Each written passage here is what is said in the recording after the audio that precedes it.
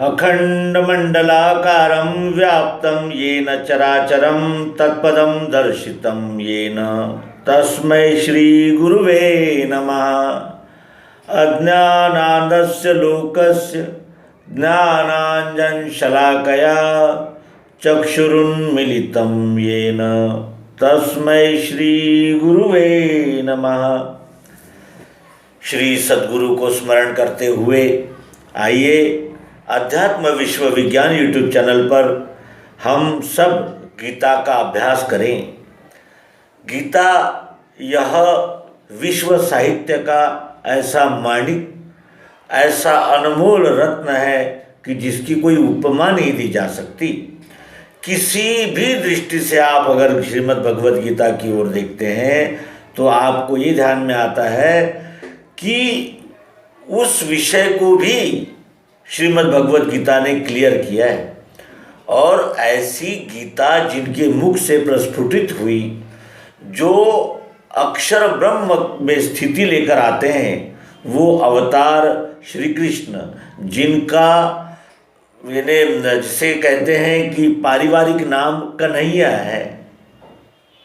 कन्हैया बांसुरी बजाते हैं और गोप गोपियों के साथ नृत्य करते हैं, सब करते हैं, लेकिन जो श्रीमद् भगवद गीता में कहा गया है उसके प्रकाश में उनके जीवन की ओर देखें तो ये ध्यान में आता है कि सर्वथा वर्तमानोपि, सर्वथा वर्तमानोपि। अरे अर्जुन, मैं विश्वरूप हूँ, मैं विश्वरूप हूँ। मानवीय शरीर धारण करने से लोग मुझे मनुष्य ही मानते हैं, लेकिन मनुष्य मनुष्य में अंतर होता है। किस तरह? सभी को आंखें हैं, कान है, नाक है, सब कुछ है, लेकिन एक व्यक्ति आता है वो समाज का विध्वंस ही करता है।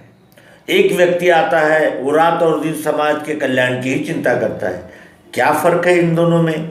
क्या इन दोनों के जीवन का मोल एक ही जैसा लगाया जा सकता है?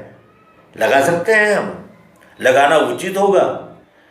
उसी तरह जैसे एक तहसीलदार अपने तहसील के विषय में सोचता है, एक जज अपने अधिकार क्षेत्र में उसकी सोच रहती है, एक कलेक्टर, एक कमिश्नर अपने अपने इलाकों की, राज्य राष्ट्र या अपने अपने इलाकों की। लेकिन विश्व पटल की जो विचार और विश्व पटल की जो धारणा लेकर आते हैं कि मैं विश्व ही हूँ, और ये प्रत्यक्ष प्रायोगिक पद्धति से श्रीमद् भगवद गीता के 11वें अध्याय में भगवान श्री कृष्ण जी ने अर्जुन को बोध दिया, प्रयोग दिखाया, सब प्रयोग ज्ञान दिया और उसको अव्यय आत्मा का दर्शन भी करा दिया। वो आत्मा जो अव्यय है, अव्यय, अव्यय किसे कहते हैं? जो न घटता है, न बढ़ता है, न आता है, न जाता है, नित्य है, स्थायी है, अजन्मा पुराना है, उसका दर्शन करा दिया। और उसके सहित ही ये भी दिखा दिया कि जड़ अलग नहीं है, चेतन ही जड़ होता है और जड़ ही चेतन होता है। जड़ और चेतन ये वस्तु के सापेक्ष भाव है। जैसे अंधेरा है तो उजाला है, उजाला है तो अंधेरा है। अंधेरे का अस्तित्व कब तक? जब तक उजाला नहीं आता। और उजाले का अस्तित्व किस लिए? जब तक अंधेरा न हो। इसी को अवतार कहते हैं। अवतार भी माता के पेट से ही जन्म लेते हैं। यहाँ बगैर माता के पेट का आश्रय लिए कोई 9 महीने अपना शरीर धारण नहीं कर सकता और न जीवन को पा सकता है। फिर अवतार क्यों कहते हैं? जिसके विषय में फेसबुक पर बहस छिड़ गई है। अवतार कहते किसे हैं? अवतार उसे कहते हैं जो धर्म संस्थापना के लिए आता है। फिर धर्म संस्थापना क्या है? तो अधर्म यानी परपीड़ा, हाहाकार, जनार्दन का जन ही जनार्दन का अन्याय, अत्याचार से शोषण, ये जब बढ़ जाता है तो विश्व लेवल की, विश्व स्तर की एक मूर्ति यहाँ जन्म लेती है। विश्व स्तर रहता है उसका, और उसका जो नियम है वो प्राकृतिक रहता है, सार्वभौम रहता है। उसमें किसी भी प्रकार की यानी मानवीय सांप्रदायिक बुद्धि या मानवीय सांप्रदायिक विचार नहीं रहता, वो विश्व विचार रहता है। और विश्व विचार लेकर आने वाले को ही अवतार कहते हैं। वही अवतरण है जो प्रकृति का साक्षी होकर आते हैं। प्रकृति के साक्षी किसे कहते हैं? पृथ्वी, जल, अग्नि, वायु, आकाश, इनसे हमारा शरीर बना है। ये संपूर्ण सृष्टि के यच्चावत जीव प्राणी और यच्चावत वस्तुएं इन्हीं पंच महाभूतों से निर्मित होती है। और यही पंच महाभूत शब्द, स्पर्श, रूप, रस, गंध इस यानी स्वरूप में इस शरीर में उपस्थित है, जिसका हम अनुभव लेते हैं। आँखों से देखते हैं, कानों से सुनते हैं, नाक से सूंघते हैं, त्वचा से स्पर्श करते हैं और जीभ से स्वाद या रस का अनुभव करते हैं, है ना। सभी आँखों से तभी दिखता है जब प्रकाश हो। आँखों में भी जाला फुली है तो नहीं दिखेगा। कान से शब्द तभी आएगा जब स्पेस होगा। स्पेस नहीं होगा, शब्द नहीं आएगा। नाक से गंध तभी आएगा जब आपको जुकाम नहीं होगा। जुकाम होगा, गंध नहीं आएगी। जीभ जब तक गिली है तब तक ही उसको रस का पता चलता है। ये जब गिली नहीं रहती तो इसे कोई रस का पता नहीं चलता। और जब तक हम छूते नहीं हैं, हमें ठंडा, गरम, मुलायम, कड़ा इसका अनुभव भी नहीं होता। ये पंच महाभूत ही पंच तन्मात्राएं बनकर व्यक्त होती है पंच ज्ञानेंद्रियों के द्वारा।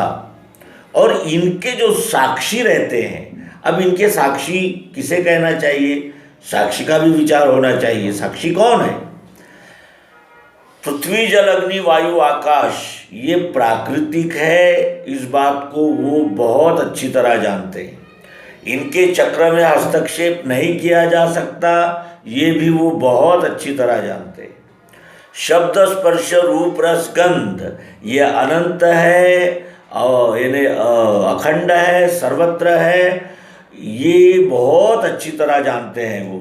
इसलिए वो शब्द, स्पर्श, रूप, रस, गंध इनको विषय नहीं बनने देते।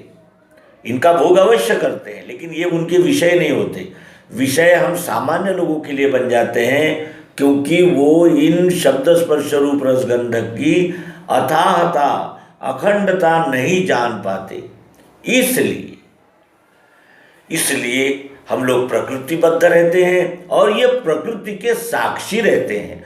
अवतार प्रकृति के साक्षी होते हैं। तो प्रकृति के साक्षी अर्थात पृथ्वी, जल, अग्नि, वायु, आकाश, मन, बुद्धि और अहंकार, यही मेरे प्रकृति के 8 अंग है। इन 8 अंगों से जो बनी है उसे प्रकृति कहते हैं। और जो प्रकृति के साक्षी रहते हैं उन्हें अवतार कहते हैं, जो अक्षर से जन्म होता है जिनका। अक्षर ये निराकार भाव है, मिठास, अस्तित्व, चाहत, जरूरत, प्रियत्व और भातित्व अर्थात प्रत्यक्ष है में ही हमें प्रियत्व दिखेगा। जो नहीं है उसमें क्या देखेंगे हम? और यहाँ क्या नहीं है?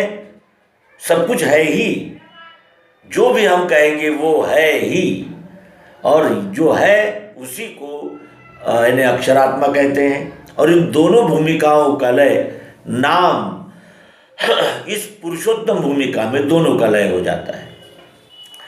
आशय ये है कहने का कि जब अर्जुन ने इस बोध को पाया, अनुभव लिया, तब सबसे पहले उसके मन में एक ग्लानि निर्माण हुई।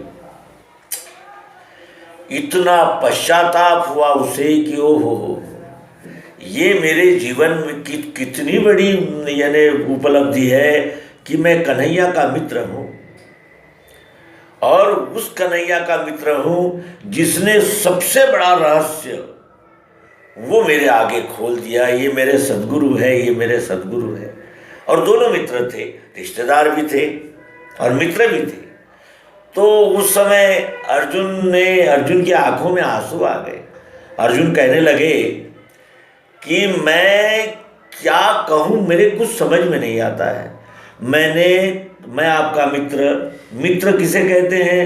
जो अपनी मुसीबतों में हिम्मत दे और जो अपने उद्विग्नता में अपनी हंसी मजाक विनोद के द्वारा अपने मित्र का मन बहलाए, इस भूमिका में फंसकर मैंने आपका खान पान शैया आसन इसमें उपमर्द किया, सम्मान नहीं रखा। मैं नहीं जानता था कि आप सद्गुरु हो। सद्गुरु किसे कहते हैं? जो सत्य का प्रत्यक्ष दिग्दर्शन करते हैं। और सत्य किसे कहते हैं? जो त्रिकाला बाधित होता है, जिसे कोई मिटा नहीं सकता, काट नहीं सकता, झुटला नहीं सकता, उसे सत्य कहते हैं। और उस अर्जुन की मनस्थिति का हम विचार करें मित्रों, और हम भी इस निमित्त से, इस एपिसोड से यही संदेश दे रहे हैं कि हम आपके मित्र हैं। हम सामान्य गृहस्थ लोग हैं, हम आपके मित्र हैं। और हम मित्र आपके इसलिए कहलाते हैं कि मित्र जो है वो आग्रह भी कर सकता है, प्रार्थना भी कर सकता है, वो बहुत कुछ कर सकता है। क्यों? क्योंकि मित्रता समान स्तर पर होती है।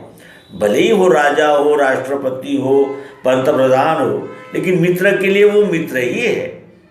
अपने सुख दुख किसे बताएगा? मित्र को ही बताएगा। और किसे हंसाएगा और किसकी मजाक करेगा? तो मित्र की करेगा।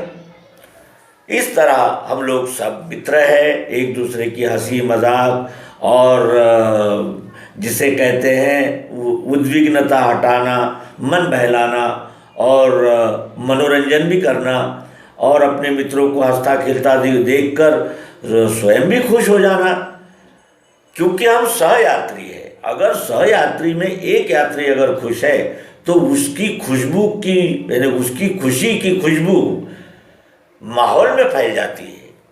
और कोई अगर मेरे समाज कंटक और रुग्ण मानस का वहाँ है तो वहाँ का वातावरण कैसा? उद्विग्न, उद्वेगपूर्ण और जिसे कहते हैं अप्रसन्न, खिन्न होता है ना।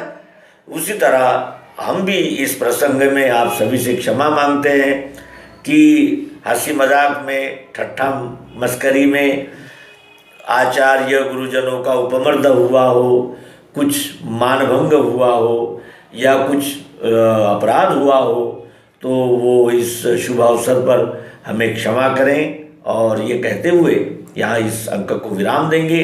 आने वाले अंक में हम मोक्ष संन्यास योग, श्रीमद् भगवद गीता का मोक्ष संन्यास योग प्रस्तुत करने जा रहे हैं मित्रों। और मोक्ष उसे ही मिलता है जो सन्यासी है। सन्यासी वही है जिसे मोक्ष मिलता ही है। सन्यास क्या है? इस विषय में अनेक प्रकार के भ्रम फैले हैं मित्रों। आइए भ्रम निराश करें और हम भी सन्यास के सहारे मोक्ष की ओर चले। श्रीमद् भगवद गीता अध्याय 18वां मोक्ष संन्यास योग। धन्यवाद।